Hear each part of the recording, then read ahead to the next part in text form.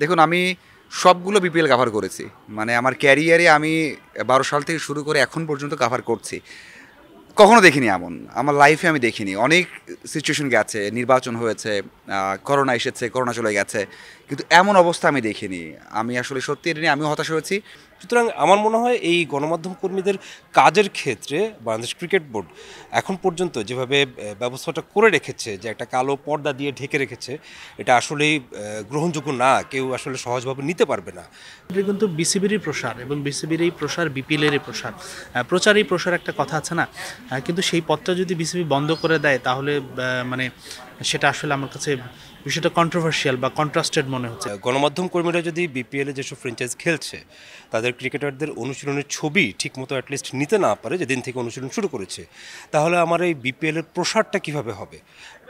বিপিএলটা তারা অনেক পরিবর্তন করবে বলেছে, কিন্তু বিপিএলের যে একটা ধারাবাহিকতা আছে, আমরা ক্রিকেটারদের ছবি প্রচার করে বিপিএলের যে আপকামিং মানে আসছে যেই খবরটা আমরা দর্শকের কাছে পৌঁছাই, সেই খবরটা যদি ঠিকমতো না দিতে পারি, তাহলে বিপিএল যে পরিবর্তন, সেই পরিবর্তনটা আমরা কীভাবে বলবো, সেই পরিবর্তনটা আমরা কীভাবে ডিফাইন করে দিব?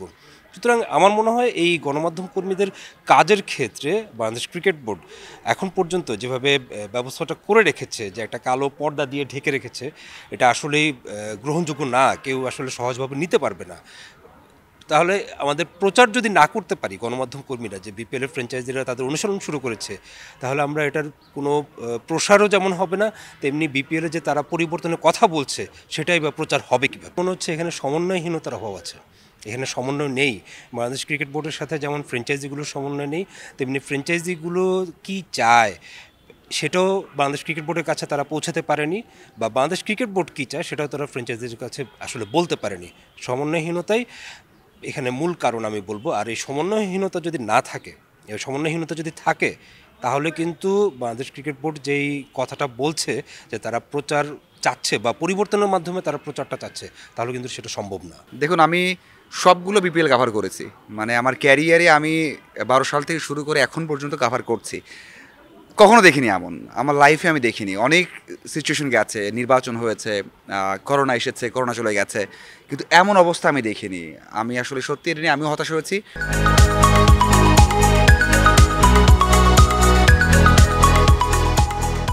আমি পার্সোনালি ২ জনকে কল দিয়েছিলাম বোর্ডের। আমার দরকার ছিল এই উত্তরটা জানার যে আসলে হতে পারে আপনার কোনো রেস্ট্রিকশন থাকতে পারে, উপর পর্যায়ে থাকতে পারে। তো সেটাই জানতে চেয়েছিলাম। মানে আনফর্চুনেটলি কেউ ফোন রিসিভ করেননি। অন্য সময় রিসিভ করেন। কেন করেন হয়তো ব্যস্ত আছেন কোনো কারণে। বাট আমার কাছে একটু তখন একটা অড লেগেছে যে আসলে এটা আমার জানা দরকার। এরপর আরেকজনের সাথে কথা হয়েছে, তিনি ব্যাখ্যা দিতে পারেননি আসলে যে আসলে কেন এমনটা করা হয়েছে। এছাড়া আমরা তো দলগুলোর সাথে কথা বলছি, দল প্র্যাকটিসও করছে। তারাও কিন্তু বলছে তাদের কাছ থেকে কোনো রেস্ট্রিকশন নেই যে আমাদের প্র্যাকটিস নেওয়া যাবে না, আমাদের আমরা একটু ক্লোজ ডোরে করতে চাই, সেই রকমও কিন্তু চাহিদা তাদের নেই, দাবি নেই। তাহলে কেন করা হলো? এই প্রশ্নের উত্তর কবে পাবে আল্লাহই জানে।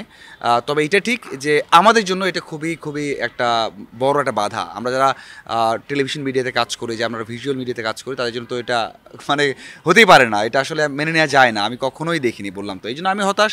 এখন হয়তো বা সন্তোষজনক কোনো ব্যাখ্যা পাবো সে আশা করছে, অথবা কতদিন থাকে সেটা দেখতে হবে, অপেক্ষা করতে হবে। খুবই দুঃখজনক, কেননা বিপিএল নিয়ে অনেক প্রচারণা করছে বিসিবি, কিন্তু সেটা শুধু দেখছি আমরা কালচারাল অনুষ্ঠান, সাংস্কৃতিক অনুষ্ঠান এ ধরনের আয়োজনেই সীমাবদ্ধ। এবং আমরা যতদূর শুনেছি ওপেনিং সেরিমনি সব কিছু মিলে প্রায় ৭ কোটি টাকা খরচ করছে বিসিবি।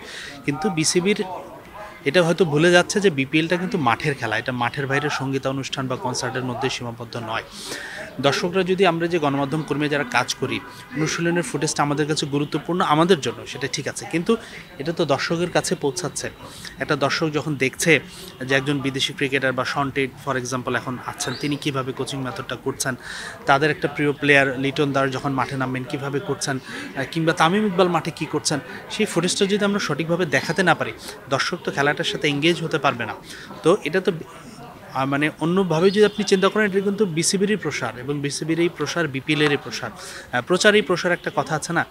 কিন্তু সেই পথটা যদি বিসিবি বন্ধ করে দেয় তাহলে মানে সেটা আসলে আমার কাছে বিষয়টা কন্ট্রোভার্সিয়াল বা কন্ট্রাস্টেড মনে হচ্ছে। বিসিবি চাচ্ছে যে অনেক প্রসার করতে, তারা অনেক টাকা পয়সা খরচ করছে, কিন্তু যেই প্রচারণাটা তারা বিনামূল্যে বা যেই হাইপটা তারা ফ্রি পাচ্ছে গণমাধ্যমের কাছ থেকে, সেই জায়গাটা তারা আসলে কাজের ক্ষেত্রটা অনেকটা প্রতিবন্ধকতা তৈরি করছে।